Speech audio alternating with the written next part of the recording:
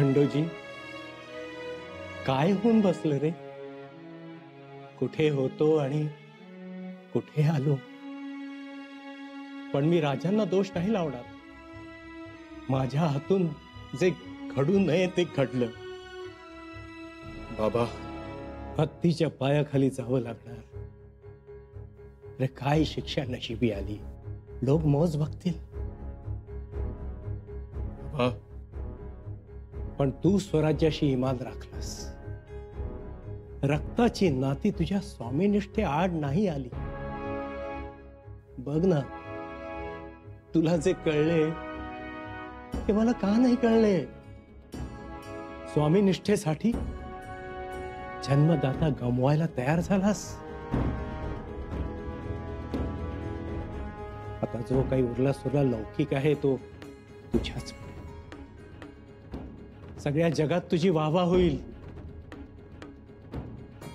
माझ्या पाठीमागे शंभूराजे तुला हृदयाशी धरतील.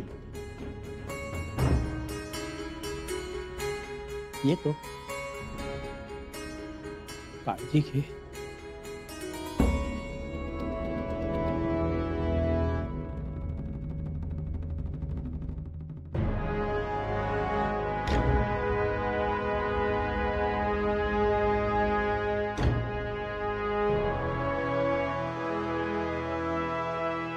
खंडोजी, तुला आठवतं का?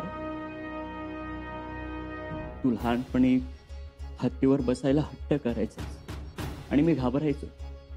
हत्तीचे मोठे कान, त्याची मोठी सूंड, मोठे पाय, वाटायचं बसायला, पण ते शक्य नव्हतं. हत्ती कुठून आणणार?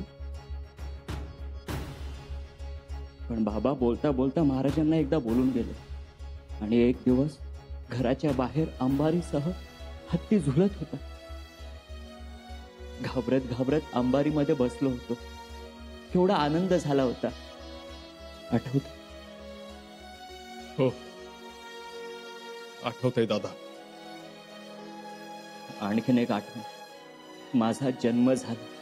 चिटणीसाच्या घरात पहिल्यांदा मुलगा जन्माला आला म्हणून आऊसाहेबांनी रायगडावर हत्तीवरून साखर वाटा असा आदेश दिला होता.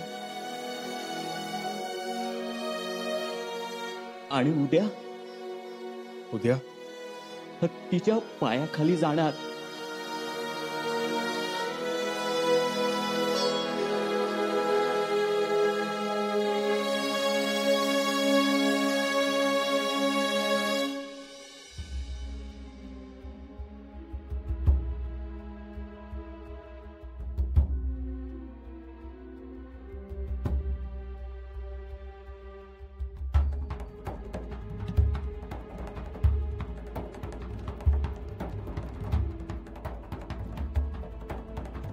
राजे, अभिनंदन तुमचं.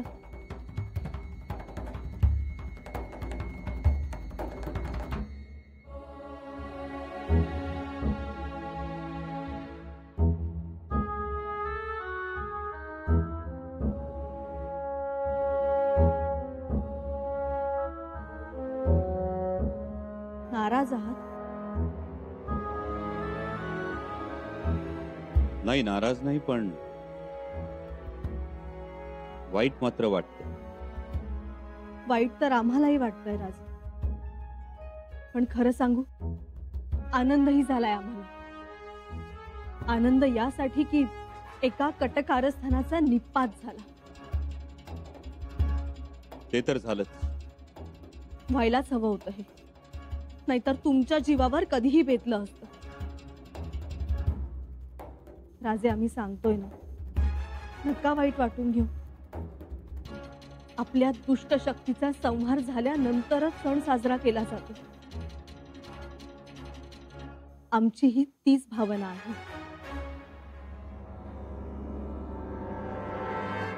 तेही खरं. पण राणीसाहेब, आम्ही आमचा शब्द पाळला. परंतु आम्हाला धास्ती वाटत होती. मध्येच तुम्ही कारभाऱ्यांना माफी दिली. म्हटलं सगळं संपलं आता, पण पुन्हा तुम्ही सावरलं. आणि वासुदेव शास्त्रींनी ही चांगली भूमिका घेतली. राणीसाहेब कारस्थानांच्या कारवायांचा सगळ्यांनाच राग आला होता. केव्हापासून त्यांचा आम्हाला विरोध होता. किती बदनामी, किती अफवा, किती निंदा. पण प्रत्येक वेळी आम्ही आपली माणसं म्हणून त्यांना माफ करत होतो. पण जेव्हा त्यांनी स्वराज्याच्या एकात्मतेला नख लावलं तेव्हा त्यांच्या पापांचा घडा भरला. अखेर गुन्हेगारांना शासन झालंच. राणीसाहेब, तुम्ही निवाडा बाकी उत्तम प्रकारे पार पाडला. स्वराज्याच्या कुलमुखत्यार शोभलात. आबासाहेबांचा करारीपणा आलाय तुमच्यात. ते आबासाहेबांचेच आशीर्वाद. राणीसाहेब, निवाडा पार पडला असला तरी एक मुख्य अडचण आहेच. अडचण? कोणती अडचण?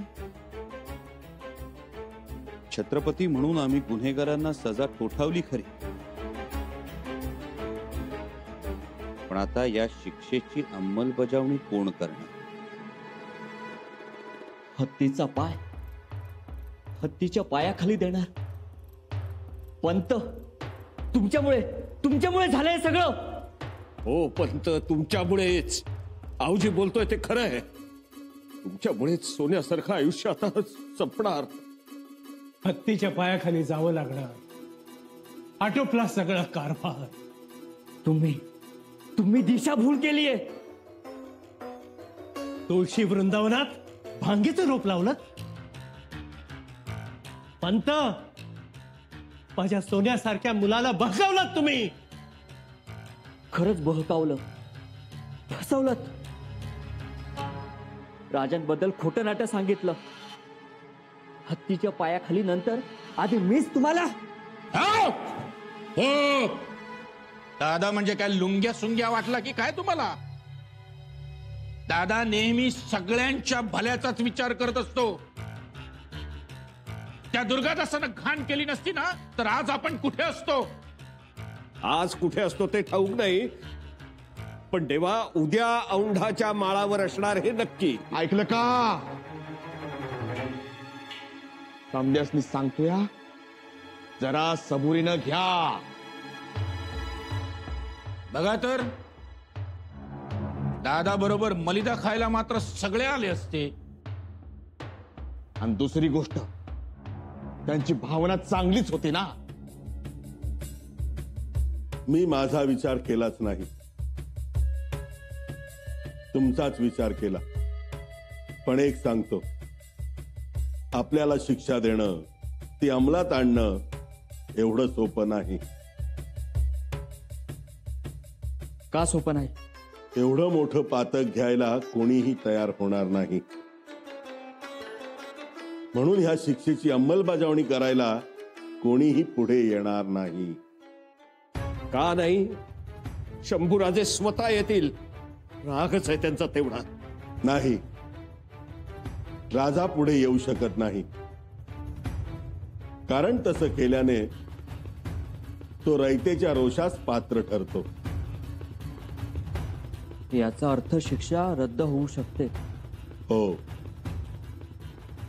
ती शिक्षा रद्द होऊन अंधार कोठडीची शिक्षा मिळेल, किंवा शिक्षाच रद्द होईल.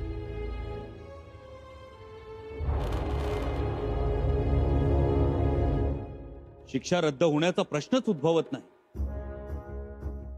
शिक्षा ही होणारच. जी, आम्हालाही तसेच वाटते. राजादेश निघाला आहे. निवाडा ही सर्वांच्या मनाप्रमाणे झाला आहे. आणि निवाडा राजनीतीप्रमाणे पार पडला. आता काही मंडळी म्हणजेच नातेवाईक, आप्त मंडळी शिक्षा रद्द व्हावी असा विचार करणारच. हो, तसा विचार सुरू झाला आहे. परंतु आम्ही मात्र वेगळाच विचार करतो. तो कोणता महाराज? शिक्षेच्या अंमलबजावणीचा. प्रल्हाद पंत, या शिक्षेच्या अंमलबजावणीची जबाबदारी आपण पार पाडावी अशी आमची इच्छा आहे.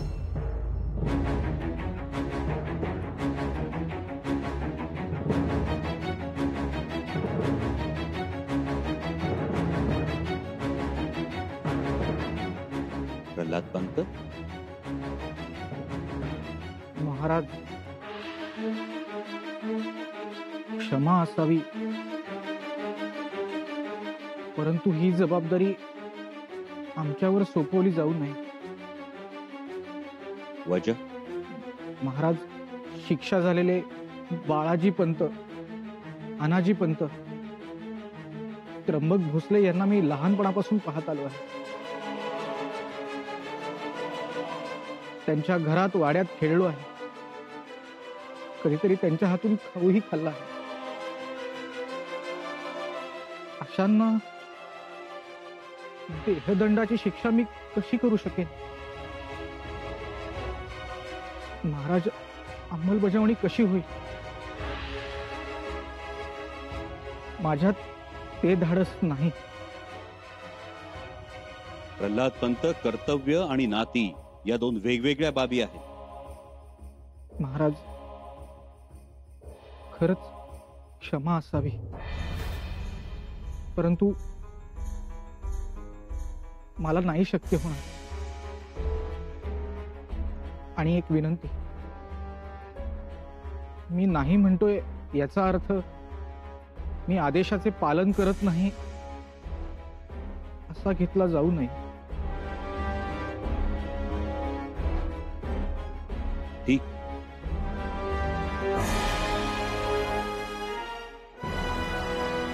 निळोपंत, जी महाराज.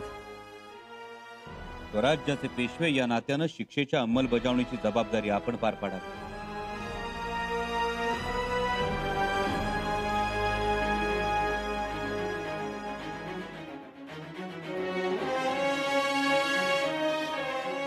महाराज, क्षमा असावी. आम्ही तिथे उपस्थित असू, पण अंमलबजावणीची मुख्य जबाबदारी आमच्यावर टाकू नये.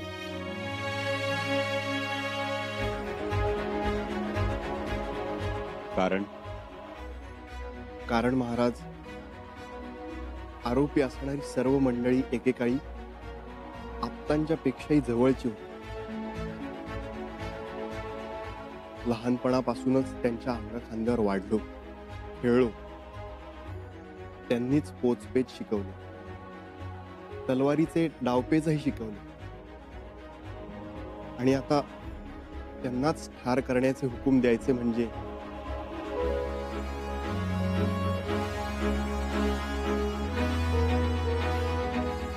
माफी असावी महाराज.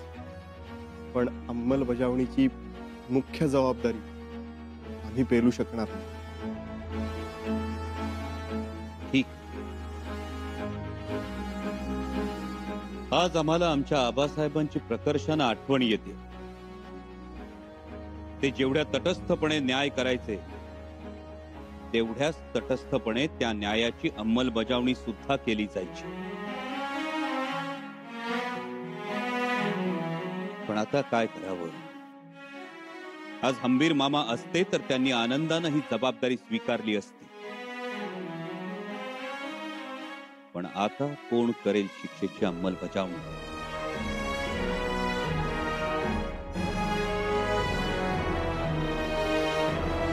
आता कोणीही जबाबदारी स्वीकारणार नाही. का? तुम्ही बघत राहा. म्हणजे जो जाणकार आहे तो नाहीच म्हणणार. आपली हत्या करायला कोणीही धजावणार नाही. मी समजलो नाही. राजांनी जर शिक्षा फरमावली आहे तर त्याची अंमलबजावणी होणारच. अहो, आपल्याला मारणं म्हणजे मोठं पातक. काशीला जाऊनही ते फिटत नाही. तुम्ही बघा, राजांनी कितीही मोठ्यानं शिक्षा ठोठावली असली तरी आपल्याला शिक्षा होणार नाही. म्हणजे देवा, शिक्षा रद्द होणार असं समजायचं का? तसं समजा. आता का, कसं, खोलात जाऊन विचारू नका. नाही देवा, नसत्या भ्रमात राहू नका. इतर लोक आपला मुलाहिजा राखणारे असले तरी शंभू राजे आपला मुलाहिजा राखणार नाहीत. हो, इतर लोक पुराण पोथीनिष्ठ असतील, पण शंभूराजे नाहीत. प्रसंग पडला तर रूढी परंपरा मोडतील, पण शिक्षा देतील. बघत रहा, शिक्षा रद्द झालेली असेल. काय करावं, कसा सोडवावा हा पेच, कसा मार्ग काढावा यातून. राजे नका चिंता करू. येसू, पण शिक्षेची अंमलबजावणी. नाहीच कोणी पुढे आलं तर आम्ही स्वतः शिक्षेची अंमलबजावणी करू. तुम्ही? हो राजे, आम्ही. नाही येसू, तुम्ही नको. का? गुन्हेगारांनी फोडलेल्या किंकाळ्या आम्ही ऐकू शकणार नाही? स्वराज्याचा अर्धा भाग देऊ पाहणाऱ्यांचा टाहो आम्ही ऐकू शकणार नाही की हत्तीचा चित्कार ऐकू शकणार नाही आम्ही? नाही येसू, मुद्दा तो नाही. मग येसू, तुम्ही हा निवाडा उत्तम प्रकारे पार पाडला. या सगळ्यात असूनही सगळ्यापासून स्वतःला अलिप्त ठेवलं. कुलमुख्तार म्हणून तुम्ही तुमची जबाबदारी समर्थपणे पार पाडली. परंतु आता शिक्षेची अंमलबजावणी करायला सुद्धा तुम्हीच गेलात तर मात्र रयतेला तो आकस वाटेल. तुम्ही मुद्दामहून गेलात असा त्याचा अर्थ काढला जाईल आणि एक प्रकारे तो सूड दिसेल. सूड? होय, सूड. आणि रयतेत हा संदेश जाता कामा नये. पण मग राजे, आता शिक्षेची अंमलबजावणी करणार कोण? आम्ही करू.